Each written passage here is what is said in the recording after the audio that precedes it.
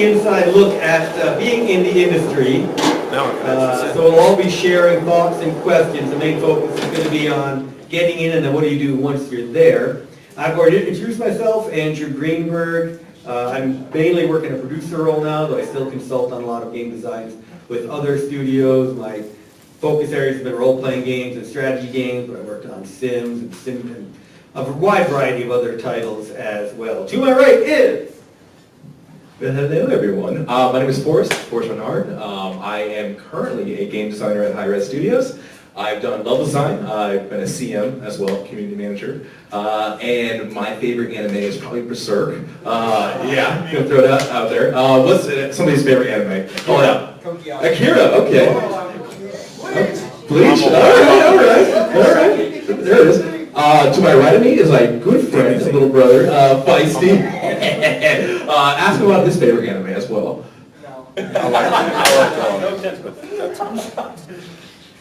Hello, my name is Ethan. I've been a programmer at Hi-Rez for just over 4 years, and I'm currently a UI programmer on Smite 2, so that's a new experience because I was originally a gameplay programmer. Because I'm a programmer, speaking is not one of my strong suits, so I'll keep my answers short. Thank you. Well, why don't you know the difference between the two, gameplay and UI? I'm trying to get rid of it too.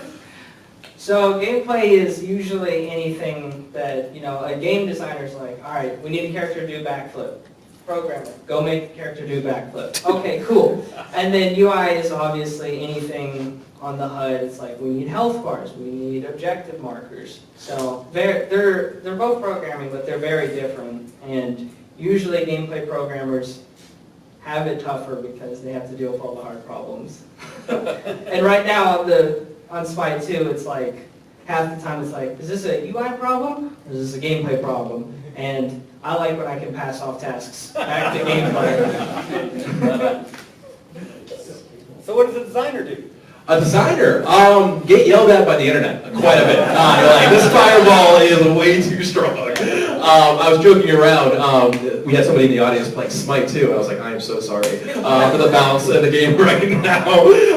There's an ability / item that I made called Sunder that is just very, came in super hot last second, and everybody on the internet's like, this is way too overpowered. Who designed this? I'm like, oh, no. So you asked me earlier to talk about really what my day-to-day kind of is. You want me to go into that, or sure, let's do it. So I wake up, have a cup of joe, say goodbye to my cats. I come in and I look at all the emails / threads on Reddit or where are the hot points in the community, talk to our fellow designers, and I say, hey, what are we rocking today?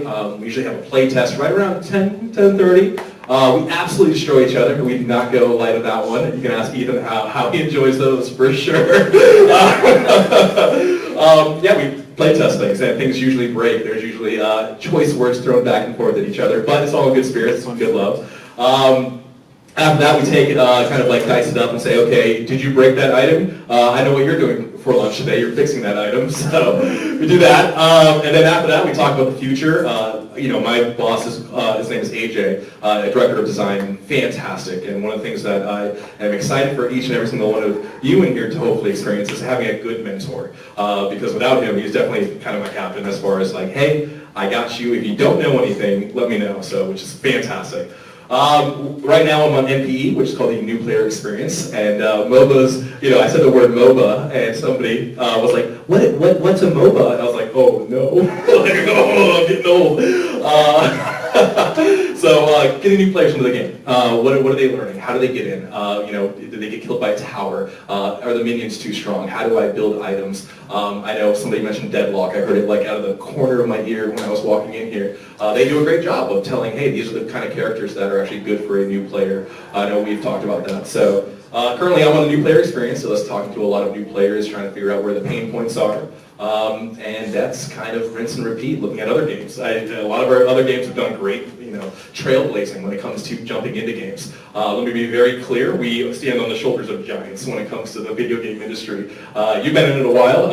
I'm curious, did you look at some games from your past as well? And you're like, oh, yeah, so it's been going on a long time. So yeah, that's kind of what my day-to-day is right now. And then going home and then getting destroyed by the community. So yeah, when we pass over to Ethan. I'll go ahead and ask a question. I'll say. Yes, I obviously ripped off Civilization, There we go. and then got to work with Sid Meier's after ripping off Civilization, so, obviously had to, he knew that was happening, and we was ripping him off, so he was fine with that. So, I will say that officially my role as a producer is to tell other people to do, and then put my feet up on the desk and take a nap. No, the producer's role is one of the key ones about keeping everyone organized, keeping everyone on track. My team on Emperor the Fading Suns has team members in Finland, Sweden, Mexico, Italy, and some weird places called Phoenix and St. Louis. So, trying to keep that kind of team coordinated is a very interesting experience. I think they're all very passionate, very talented people, but my role is to make sure things actually get done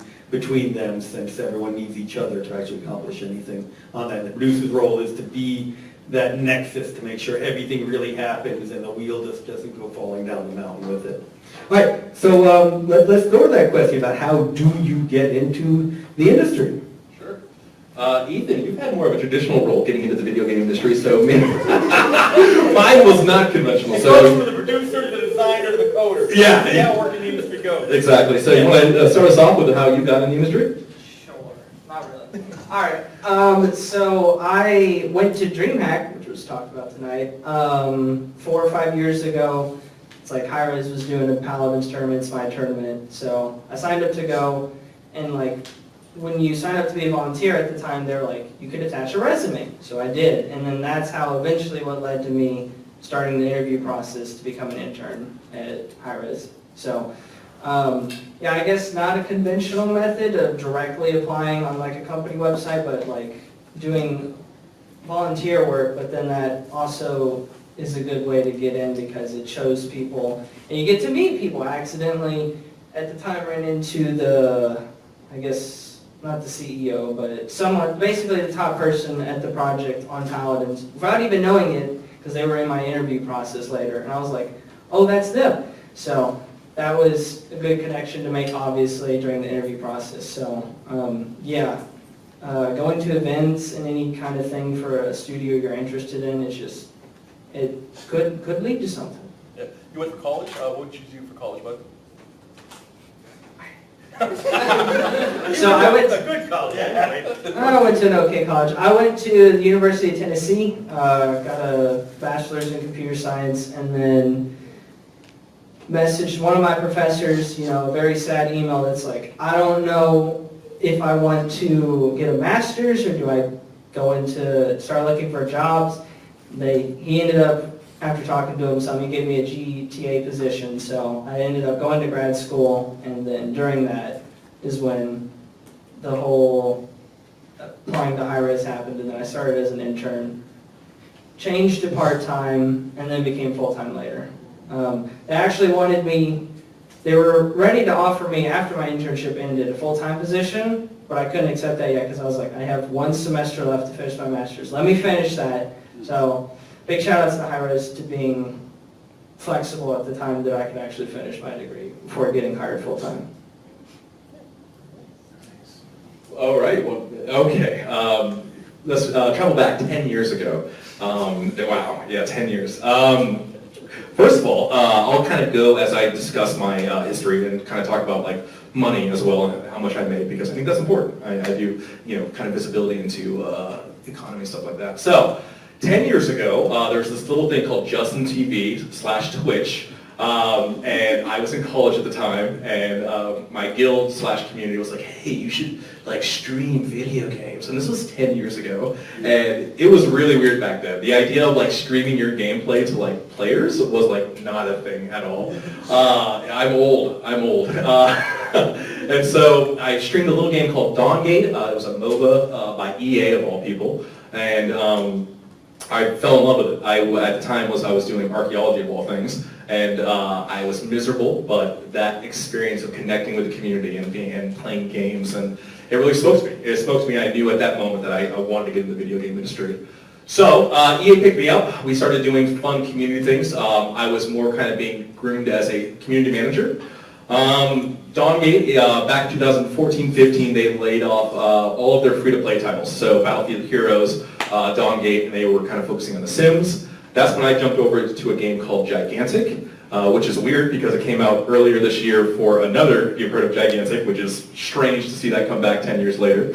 And that was really my first industry CM role. I was okay at video games, and I was kind of leaned on heavily for like, hey, is this ability too strong? Is this, what do you think about this character's jump? And so I kind of got my design chops that way of being told, no, don't, that's stupid, that's a dumb idea.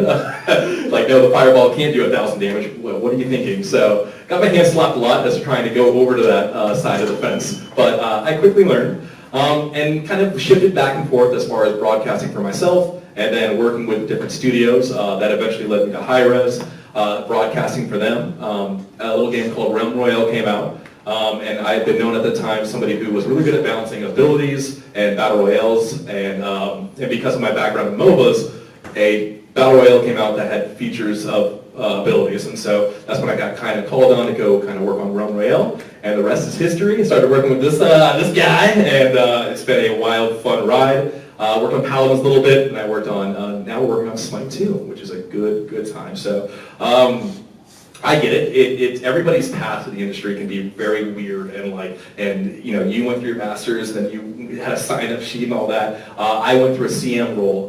Not every path has to be the conventional path, and oftentimes you can feel like, oh, this is a lot of weird, strange words. Like people are much more knowledgeable about me than me, rather. But I am here to say it is a great time to learn the video game industry. We joke that we worked on Unreal 3. And that is ancient, but to put it in perspective, Unreal 3's like demos / tutorials are broken up in 8-minute segments, because back then YouTube would only let you upload in 8-minute segments. So now, and again, Unity's great, Godot's fantastic, but being able to jump into Unreal 5 and just have things presented to you and all the tutorials, and there is no better time to get in the video game industry. So the world is your oyster, as my grandpa likes to say, which is a really weird.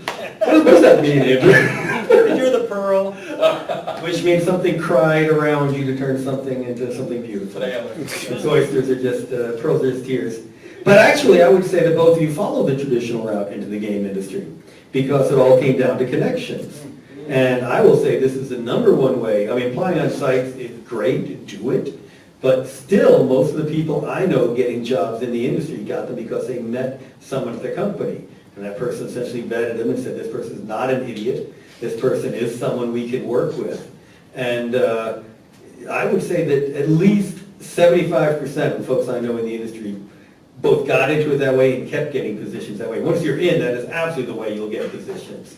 People see your work elsewhere, they see what you've done on one game and say, hey, that's the person we need over here if we can get them. And that more than anything else, what makes it, Ethan's story was actually classic, where he did meet the Paladins lead without even knowing it, and proved that Ethan proved that he wasn't an idiot to that person early. And that's why,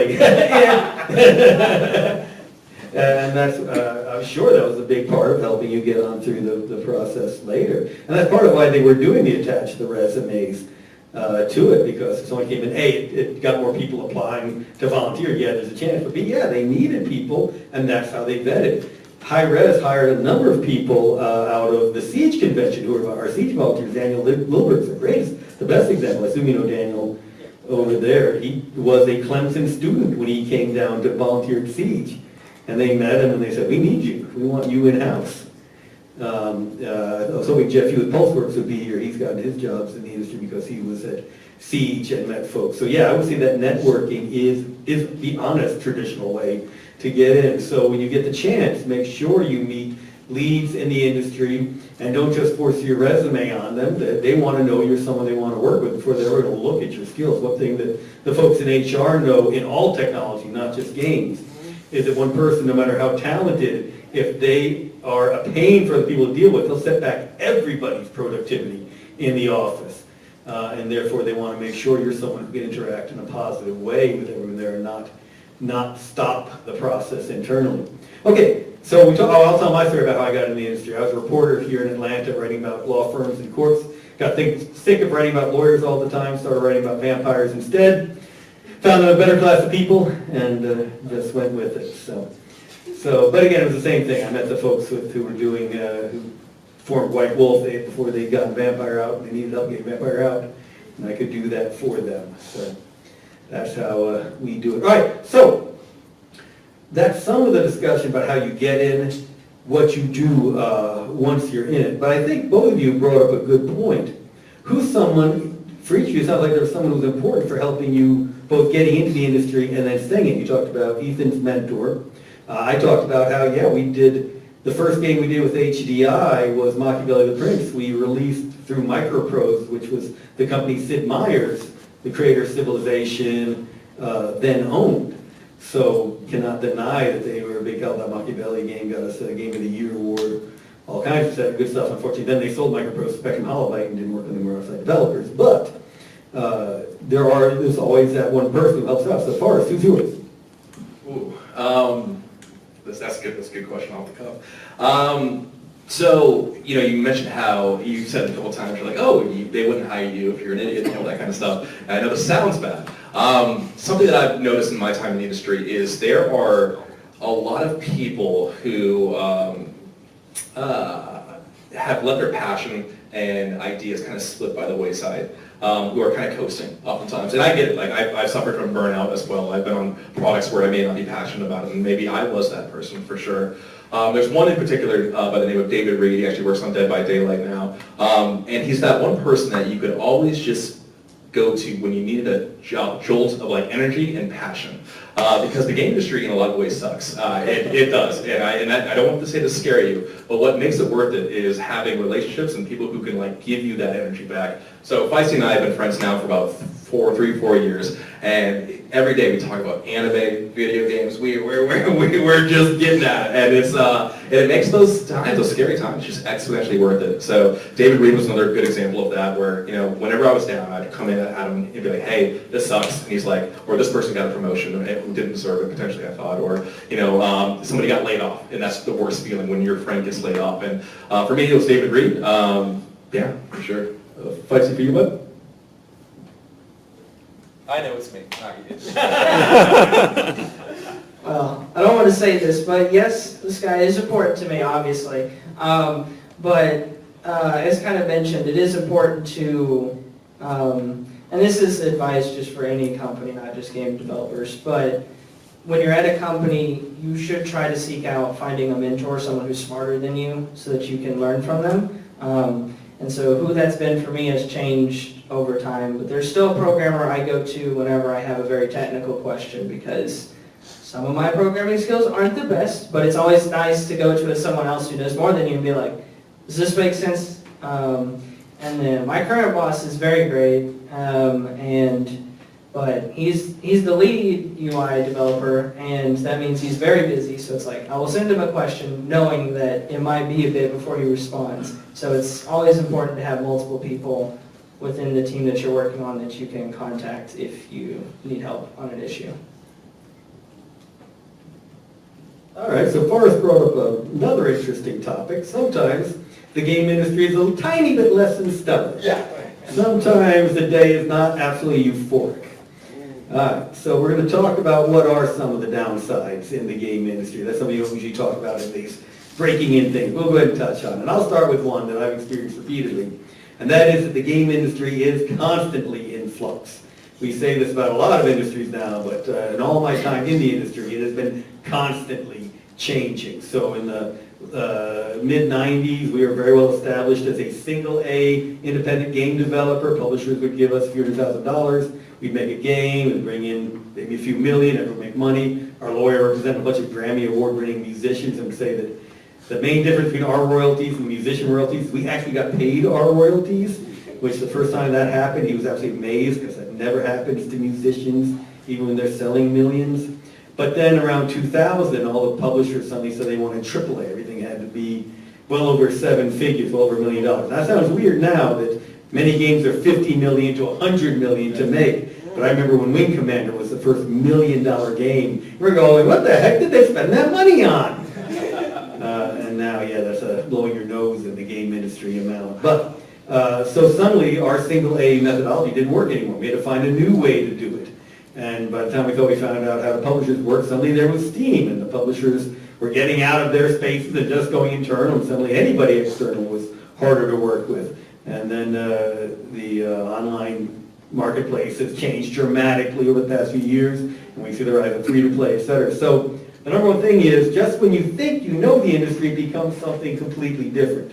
And the number one skill, we talk about programming, art, et cetera, working with other people, the number one skill is adaptability, because it's constantly changing. The skills you need to know are constantly changing, the people you need to know are constantly changing, so it's always being willing to adapt. When he talks about things suck and you're losing that passion, that's the problem point, because that's when you stop keeping up, and that's when the industry hits you in the back with, hey, we're changing it all over again, but you're still able to do amazing things. All right, so something else that is tiny bit less than stellar needs. Yeah, I struggle with this feeling of like Unreal Engine / game design in the industry is like a never-ending book, and I can never read it fast enough, and it's one of the most frustrating things. People will come to me and say these words that I don't know, they'll say these things that I just don't, in programming, whether it's blueprints, whether it's splines, whether it's this thing, and I feel like I'm lost. I'm like, how do you know this? Where did you find this out? And most because of Sam, but it is frustrating, and you beat yourself up with it, and I struggle with that every day. And the only thing that saves me or helps me a lot of times is looking backwards at what I've accomplished. And I realize today I couldn't do the things that I did like a year ago, and that's what saves me. But oftentimes you can just feel like, how am I ever supposed to know this thing? You are in a great position, like I mentioned before, with the YouTube videos and the teachers, and you have points of contacts, which is amazing. Utilize that to the fullest extent. But also, take a deep breath. It's okay not to know those things. Somebody just didn't get poofed into existence knowing all the different materials, textures, all this language, the verbosity, the academia behind it. And again, you mentioned that things are changing. And I know I struggle with it, and I know there is an end to that book, and I know somebody's going to add 2 more chapters by the time we're done with this lecture, for sure. So it's a journey, but if you find yourself having fun on that journey, and I know I do, you can appreciate the sunny days for sure. And so that's something I struggle with. And if you ever feel that way, you feel like you don't know about programming, and you feel like lost or it's art or something like that, it's okay. People have asked these questions, and oftentimes you can find where those people ask those questions at, which is, yeah. Yeah, you get to talk again. All right, let's see. So, I guess obviously there's the unpleasant times of if you have coworkers laid off or whatever. But another thing that I was completely unaware of until it actually happened was working in a studio, and then they ask you, hey, we need you to work on another project. And it's like, oh, okay. So it's like I was working on a prototype project for a little while that a lot of people enjoyed. I did not enjoy it, but that's okay. I think Forrest caught wind of that at some point, because then that's what actually started us working together. Was he asked me one day, it's like, do you want to start working on Realm Royale again? And I was like, yes, please, anything to get me off of this project that I was just not enjoying at the time, which it happens. So, I mean, and that's another thing. When I started at Hi-Rez, I was on Paladins, which I was a big Paladins fan. This is not a good thing to say, but I have over 6,000 hours in the game at this point, so.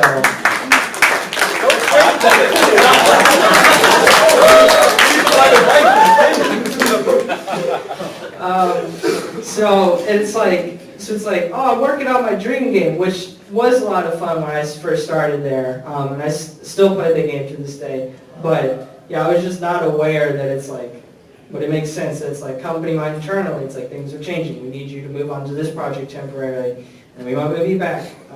So that isn't always pleasant, but at the same time, it's opportunities to meet new people within even your own company, because it's like you never talk to some people. You get moved projects, and it's like, oh, there's a bunch of new people. So, and then kind of as going back to what we mentioned earlier, it's like, finding mentors. If you get switched projects internally, you get to talk to a lot of new people. So there's then a lot of opportunities to learn from others. Excellent. I think a common theme there was transition. You will constantly be in a state of transition while you're working, doing great things, so be ready to keep leveling up. We don't stop at level 20. It just keeps going and going. But one last thing, then we'll turn it over to you all for questions. You both touched on another important topic, which is teamwork. Very few studios anymore, one person in the basement. It is, they still do exist. Some people might pull it off too, but it is much easier to make the games with a team, and also much harder at the same time. So there have to be secrets to teamwork. In fact, thankfully, you're learning some of these already and working in teams in college. So I'll start this and I'll hand it off to you and then we'll open up for questions. One of the things I strongly recommend is managing expectation. That doesn't mean telling people they're going to do a horrible job. It means letting people know what you are capable of doing and are going to do and what you need from them as well, very clearly about what you need to get from them. This also helps establish credibility and trust between you when you deliver on what you said you were going to deliver in a timely manner and they do the same. And their failure to do so is also an important lesson for you. It might be a one-off due to a circumstance beyond their control, but it may not be, and it might be a repeating problem. So it is a way for you to show what you can do and be aware of what the other folks are. To the point of teamwork, and I know this might sound, out of the cosmos or whatever, but letting go, which is hard, right? Because as creators, we all feel very passionate about what we're working on. But I made that item Sunder, and it's super overpowered or whatever. And so I got put onto something else. No, not because I made a bad item. I'll be very clear. But they're like, "Or we need you to work on this aspect of the game. You did a good job on the Sunder." And so I saw the patch notes like a day later, nerfing my item, and and so first of all, we didn't have that data point, to talk about how strong it was. But letting go, you gotta let go, especially when you're in a team environment. Some people are going to have very strong feelings about certain things. That's totally okay. I love balance. I have a background in balance. I've done MOBAs since 2014. And even if somebody, it's interesting because your ability to play a game, and in this case a competitive game, at a higher level than somebody doesn't always mean you know what you're doing better than that person designing the item. There's the feels, there's the vibe guy or gal, silence data, the vibe guy is talking, but it's, so you gotta let go. You just gotta let go sometimes and trust your teammates, believe in their dream, and you gotta get them on board and be like, hey, cool, you're gonna take care of that. I gotta let the side go, and I'm gonna go work on this. And so it's hard. It can be very hard, especially designers oftentimes have very strong opinions on what a game or ability or a character should do. So just take a deep breath. There's always gonna be another fight, and there will always be another fight. And so that will save you so much headache. Just okay, I'll take the next one, and just let it go. And then oftentimes you can be validated, for every Reddit post yelling at me that I made a bad item, there's another one being like, I actually love this. This is so easy to use, and makes me competitive. I'm like, hey, we should have listened to that guy instead. So, what about you, bud? All right, so for myself, this is the answer I'll give, and that's in an interview, especially as programmers or whatever. There's some people that's like, oh, programmers, they're lone wolf. They want you to work on teams. You being a lone wolf does not help when teamwork is required at a company. And something I do often, which not every programmer does, which is fine, because that's just the way I'm more. Even though I'm a programmer, I am bent towards some design stuff, and that's communicating back and forth a lot when I have a task with the designer who's overseeing said task. It's like, is this what you want? And I mean, that's helpful to do because it's like, it is a waste of everyone's time if something is not clear in the document, you program it, give it to the person, they're like, this is not what I wanted. And it's like, oh, well, okay. So having good communication back and forth, which if you've worked on projects, hopefully at college, then you know some of that. It's important to have communication back and forth so no one's wasting time. Yeah, to that point, for the programmers out there, sorry.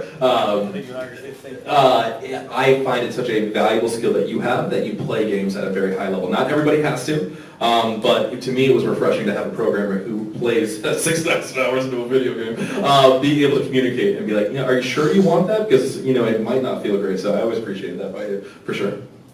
And that's absolutely right. I always prefer working with coders who have an idea of design and a good sense of how it works. And all the programmers I've dealt best with have had their own ideas on how design should work. And I'll lay down exactly what I want. They say, well, what about if we did this? And that is a great thing to have, that they're not just implementing my waterfall method, just right, and I want that feedback from them, and it's invaluable. All right.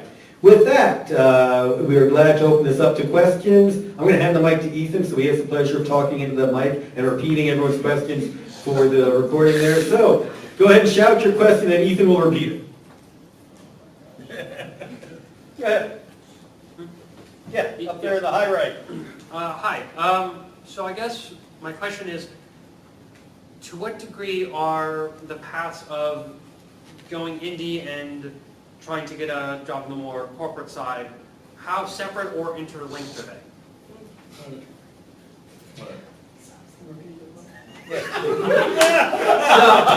So the question was generally along the lines of if you go the industry route or the indie route, how are those connected or not? And I don't think I have a good answer for this, so. Okay, this employee will remain nameless. So Hi-Rez worked on Unreal 3 for Smite, Paladins, Run Royale, and I had been made aware of somebody who potentially was being let go, who had this swath of information with Unreal 4 or 5 and just blueprints. And I looked at the coworker who had told me that, and I was like, "You're crazy! Like, there is nobody in this studio that has released their own game like this person has, who has blueprint knowledge. If you do this, we are cutting our ankles off." He's like, "Oh, I didn't know we released a game on Steam." I'm like, "Yeah, who's released a game on Steam besides him at the studio right now?" And he's like, "Oh, wow, okay." So to your point, if you, in your spare time, I know everybody has a very busy schedule, but it goes hand in hand in a lot of ways, where if you're internally, being able to show that you've made something as an indie is so powerful. And you kind of touched on it before. I worked as a kind of EP on Realm, but I had to go through the process of getting a cert, going through Steam, finding out exactly what it takes to put a game onto Steam, which is a whole process in and of itself. Because you'll learn so many things if you do go that indie route that will benefit you in a role in the industry as well. Thank you. I mean, obviously, I like the indie route, but the main difference is the generalist versus specialist. So you can be a gameplay programmer or a UI programmer or a balancing expert when you're working in a bigger company.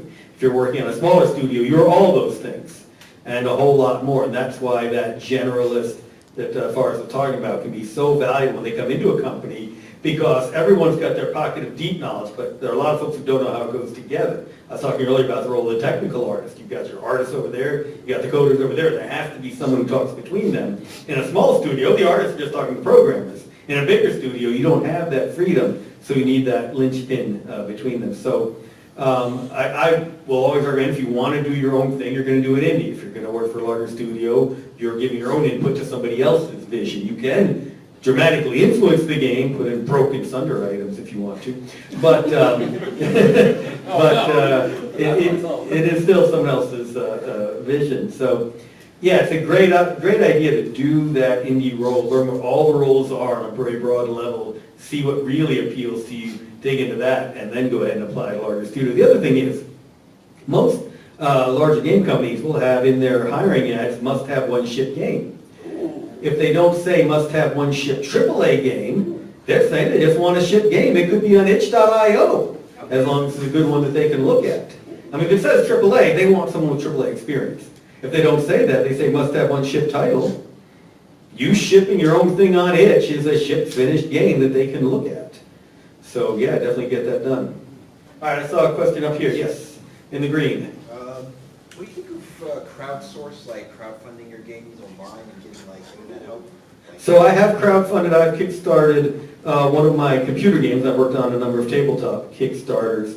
I recommend it more for marketing, especially for video games. Tabletop is getting a lot more money for their Kickstarters. Crowdsourcing for video games, because there have been so many bad, overfunded crowdsourced titles that didn't ship or shipped garbage, has really burnt that bridge for so many people. I would not recommend it. You have, for me, I raised a decent, I raised 5 figures, with my Kickstarter, but it was mainly a marketing to get the word out about that game, and that in that role it succeeded very well. Anyone else have something with crowdsourcing?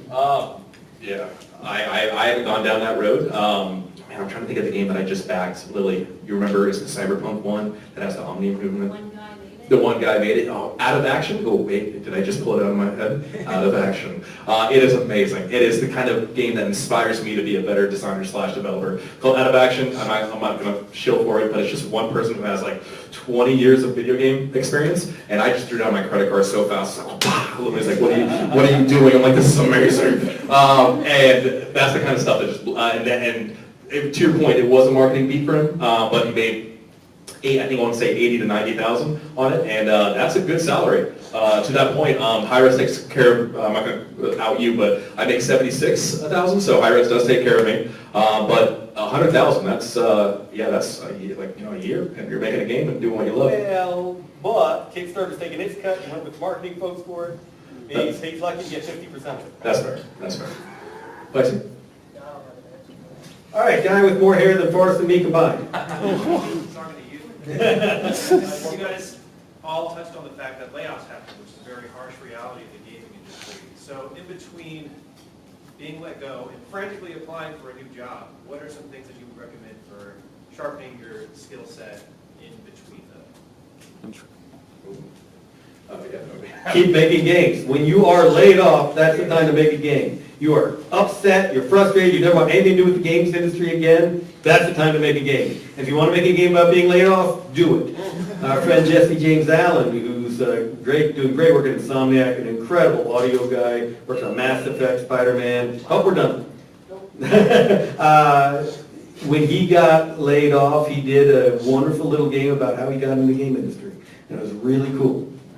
That's what I'm doing now. There we go. Definitely, hey Jimmy, what are you doing? Remember me? I used to work with you. When you're in the industry and you go through a layoff, you're going to have friends that have been in and are in the same shoes. And so hitting up your old friends, and this is such a small industry as well. We've all been there. I remember working on Gigantic at Motiga, and the door is just being locked. And I'm like, uh-oh, what do? I live halfway across the country of where I usually live. And that's just a scary feeling. But we've been there. We've all seen it. So we're also the first ones to kind of stick your hands up and say, hey, yeah, I'll try to find something. That gets harder and harder, but to your point, yeah, making games and just keeping, turning that page in that book and being like, oh yeah, Unreal came out with motion matching. What is that? Let me look at a bunch of things. Now I know what motion matching is, so for sure. I'll give a short answer. So gaming industry is very connected because, and when layoffs happen, right, one developer might just then go to apply to another company and get hired there. So one piece, I haven't been laid off yet, thankfully. We'll see. And so my one piece of advice for handling that would be to, and it can be tempting, especially depending on your temperament or whatever, but is if you get laid off, do not rage about it online, because that will prevent you from getting hired ever again in the industry. So unless you want to solo develop for the rest of your time, do not rage online about getting laid off. Thank you. All right, going across. For sure. Yes. Parker, you're going to come down here later, so just wait. Okay.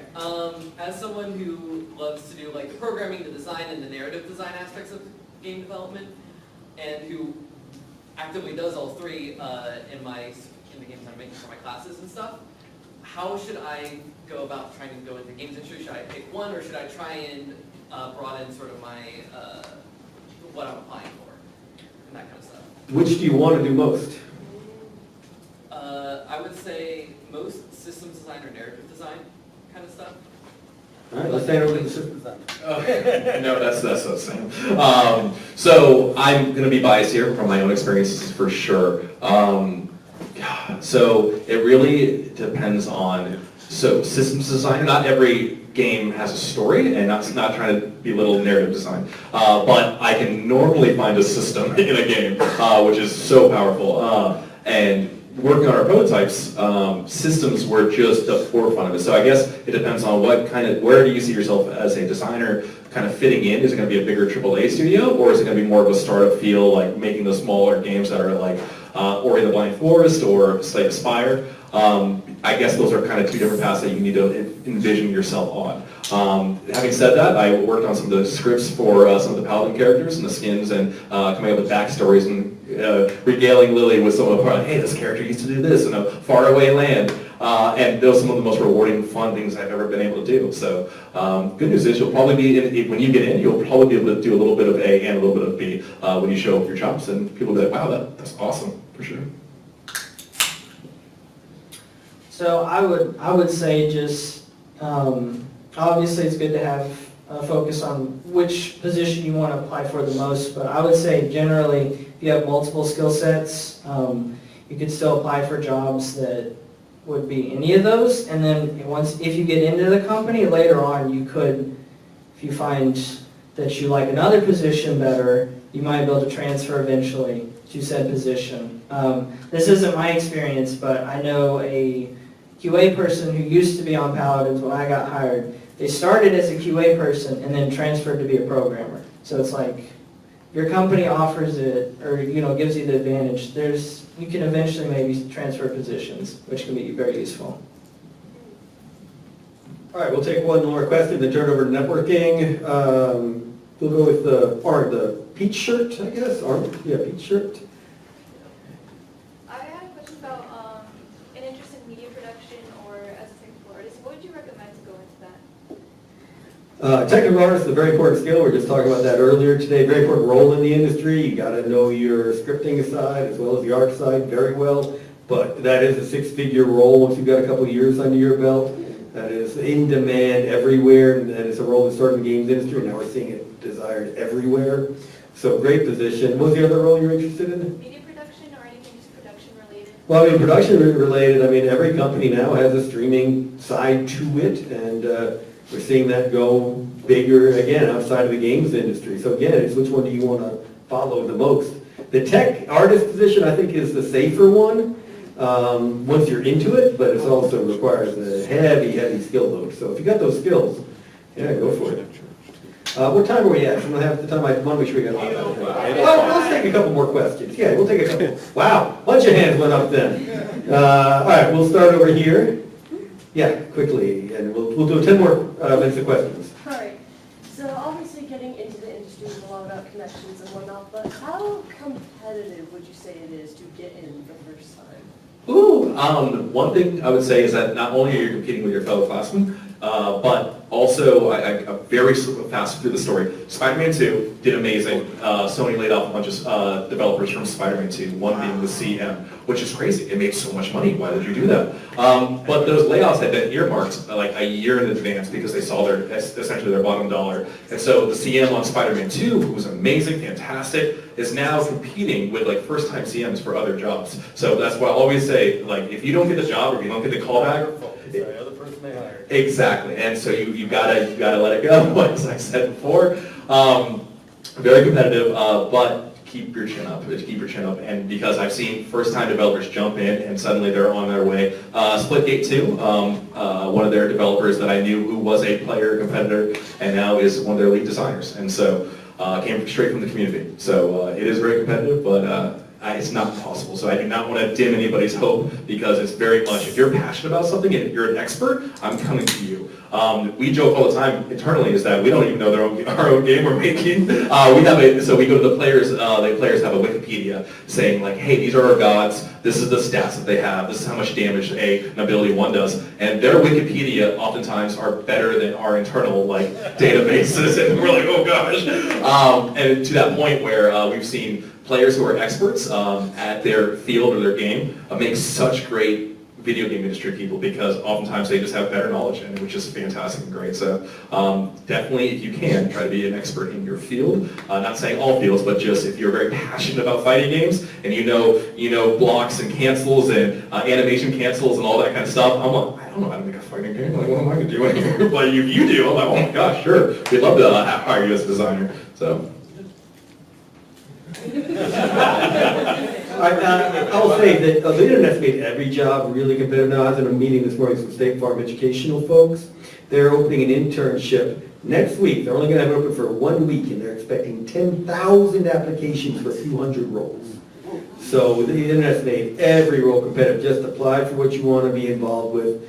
And yeah, like Forrest said, if someone else gets it, it's because they had some other thing that you didn't have, not your fault. You're not a bad person. You could have been exactly what they wanted, but that person was just +1 above you. You had a +5 to hit, they had a +6. Yeah. Yep, you. All right, so whenever you're making a portfolio, how do you know what should make the cut for your portfolio and what shouldn't? Would you want that in a professional title? If you're putting it in there, is it professional level? Because the company just wants to put you to work as soon as they can. Yeah, you'll get a week or two of onboarding, but they want you working immediately. And they want to know that you can create what they need. Professional level code, professional level art, professional level design, professional level audio. Yeah, I do agree with that.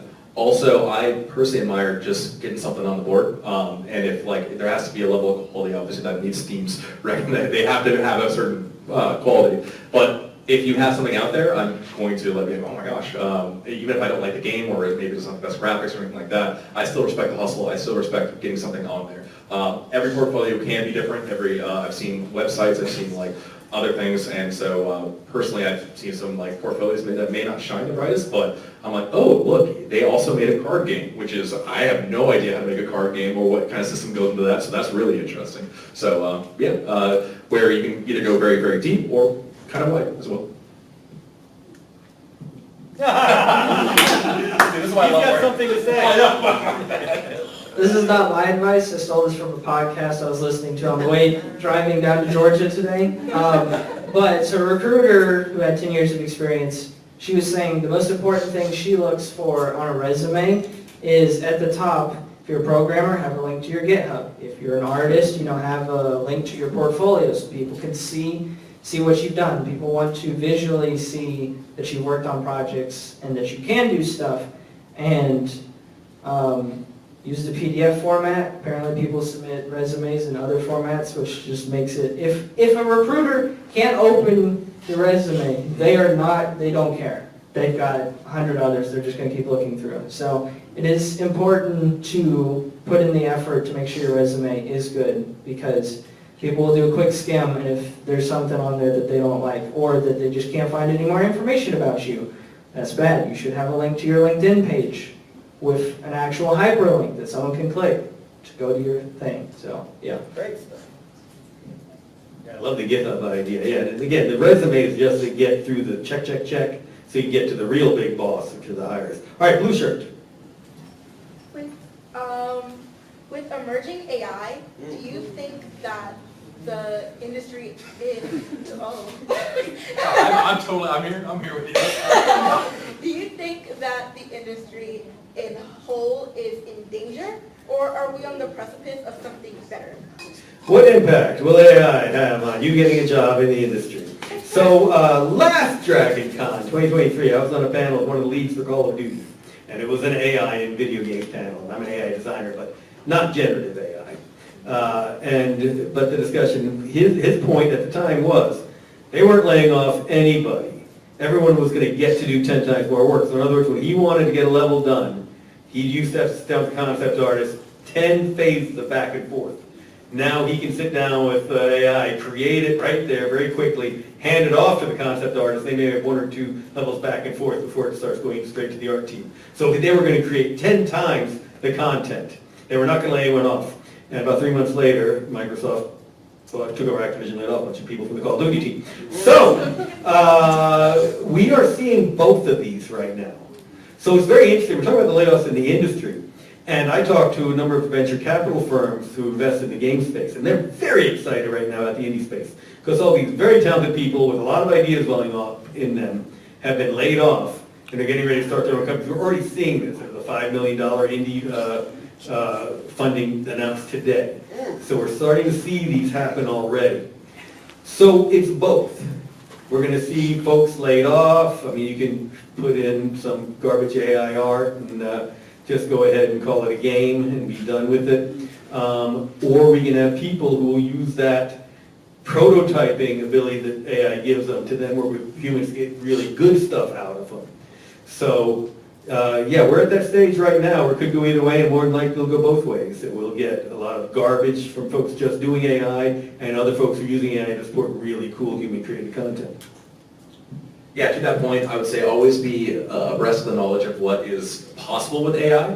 I've seen videos of typing in robot and then making materials and textures, and the final product is maybe 50% of the way there. So always being knowledgeable about where it's going. I think it's going to be even I am like, okay, what is possible? Lily and I sat down with an AI that was voice activated, and it's just conversational, being like, hey, well, what do you think about, blueberries? And the AI was like, oh, I think blueberries is great, and can I put that in the game? Does that make sense? NPC dialogue, and having all those thoughts kind of jumbling around. Having said that, the human aspect is going to be so powerful. I joke about the Sunder being super broken in the item that I made, but the fact is that I was able to make an item based on very little data, because again, we couldn't really test it. We're a very fast studio, and we got to a point where, yeah, it's a little bit overpowered, but it's still playable and players are still having a great time. So I don't know how AI gets there without, even if it's using data as far as a touch point, we have spreadsheets that have items that are like, oh yeah, this item is completely balanced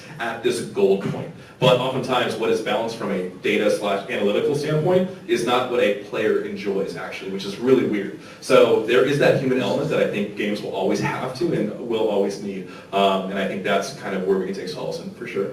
No AI can create a broken object like you. Yeah, oh baby, let's go. Let's make that gun very inaccurate. They're gonna hate it. Yeah, so I'll speak to this, I guess, more on like if you're, still in college, you're doing your own game or whatever. It's like AI can be very, it's like, ooh, I'm a programmer, I'm not an artist. I can't draw for anything. I can draw stick figures. So it's like, if I were to, make my own game, I would use AI to temporarily, generate some stuff so I'm not looking at, white boxes floating around on the screen or whatever, right? Or if I was an artist, I might, it's like, oh, I'm not good at programming. So then I'll ask the AI to help me generate some code real quickly just so I can get basic functionality on some things. So I think, as it was already mentioned, in a good sense, it can be used as a good tool to help accelerate development, but at the same time, the output you get either from art or code can only get you so far, so you still need to have skills to actually finish the product. So, and anyone who's used AI for coding has seen some absolute garbage that they've been given back. Yeah, one thing I will say about AI, we touched briefly on Unreal 3, all of that data is just lost to time. Like, it's hidden in some forum somewhere that's like 4chan and like really weird, dark, deep web stuff. And one thing good about AI scraping it was like, oh, what are the hotkeys for this old archaic system? And sure enough, AI just spit out because again, it went through the internet combing all of these forums, and I don't have time to do that. So that was one thing I will say that was amazing to actually learning, for sure. And we've used AI to test our game since the early 90s, so just having the AI play through it, that's invaluable. So don't be afraid of using your own AI to test our stuff. Right, last question. Gray shirt, Booker, do you have a question? Yes. Yeah, me and you, we know about the different support systems for game development. Just like in film here in Georgia, we know the whole unionized, how they come together to support each other. What game development is doing in that realm. Yeah, the question was, we've seen how IOTC, SAG-AFTRA, and all the other entertainment industry forces have supported one another along those lines. And I mean, there is the IGDA, there is the GGDA here in Georgia. We are a separate group, only here in Georgia. We have seen some unionization happen elsewhere already, but it's certainly on a smaller level. Right now, we're back to what they've talked about, which is about folks know each other. And it is still a very informal, in many ways, game industry is still more akin to the craftsmen and the, not even the guilds, but to the crafts people of long ago, where each one's pounding away on their smithy trying to create cool things, and they know what that other smithy over there was doing, but they don't really have a formal way to work with them. So yeah, we're a bit behind the times. So that's why you need to join the GGDA. I was about to say, of course I know, that's you. Experience on pool and see what you can get from that. How would you structure it? Sure. So it really depends on where your product's at. So if you're trying to get investors with a new player experience tightened up, bringing in people who have never seen the game before, and I would kind of tailor a playtest specifically, shut my mouth, let them do it, record them, kind of eyeball and be like, okay, this person's going to be stuck on level 2, who just want to know. But internally right now, because we're so fast in Smite too, it's like, hey, get in there, break things, fix things, break things, dev test at 5, and then, you know, we talk about for 5 seconds, are the teams balanced? If not, send it, go, and that is not going to be everybody's experience for sure. So it really depends on the studio, where your project's at, what you're looking to get out of the project, and I know that's kind of like really overhead kind of conversations, but there are times where we just say, hey, it's a content check test, where it's like not necessarily fighting each other, but say, hey, everybody stop for a second. Is that skin broken? Is those effects like going everywhere? Like, take a step back, record it, and we always record our play tests. So hopefully I answered your question there, but it's really about what you want out of your product and setting the play test to kind of mirror that for sure. How's those UI programming play tests? What are those like? Don't know why I need to answer this question, but so yeah, I'm a Paladins player, so I suck at Smite, and I'm okay with that. So I only attend the special UI team play test that happen on Fridays because I don't want to get my butt kicked by players who are used to playing the game or developers that are used to playing the game. There's an answer. And that's a good segue. Come out Saturday and see how 10 different indie studios we get into games play tested. All right, Drew, you'll be the last, and we'll go bring Parker if you want to come on down here. So go ahead, Drew. Yeah, so not so much a question, but you know, we're here learning how to get into the industry, and I've had a lot of experience working for marketing agencies and medical education companies, any kind of education, gamifying that. Drew, if you're sharing knowledge, come down here and do it in the microphone. Okay. And Parker, why don't you come on down too? We'll get you to speak after Drew. So we'll play the Jeopardy music really quickly. Jeopardy. Drew. Introduce yourself. Hey everybody, I'm Drew Garrison with XR Dojo. We create AR/VR experiences, websites, mobile apps, all that fun stuff. He does it too. But yeah, but what I was going to tell you is that I've gotten a lot of experience over the years working with marketing agencies, doing event activations, brand games, around product promotions, marketing, that kind of stuff. Also with education, even with medical education, we've gamified programs and stuff like that. So as you're getting into the industry, I would broaden your search to different marketing agencies and educational places that you can get in there and use your knowledge on gamification because it's the future. This is a video game generation, and I've just seen it over my career growing year after year, more opportunities.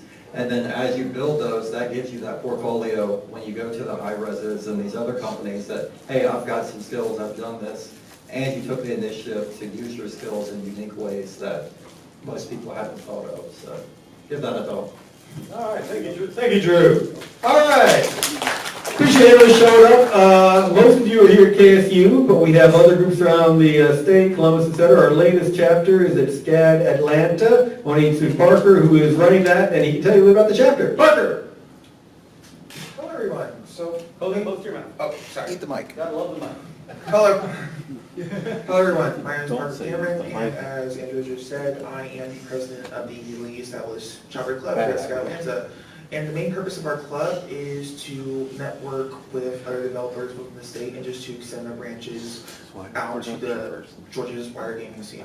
So while we're still just fledglings right now, at some point I'd love to strive for us to be able to collaborate with you all and your game development department here at KSU. So I am looking forward to that. All right, thanks, Parker. So, if you not get a chance to network with Parker beforehand, make sure you meet him afterwards. I know a number of you need artists, they have good designers, and they actually have a pretty good Unreal program over there too. So a lot of opportunities. All right, I think that's it. Any other last announcements that I've missed? Anyone need to say? September 14th, come out to the Dorville Digital Studio. Information is ggda.org. Try out a lot of very cool games, and of course, DreamHack is coming up as part of Games Week Georgia. And with that, thanks to our panelists! Get on the Type 2 Alpha test, so you can be in the beta test, and I'm sure they'll be hiring folks out of there. And thanks to all of you. Appreciate you being here.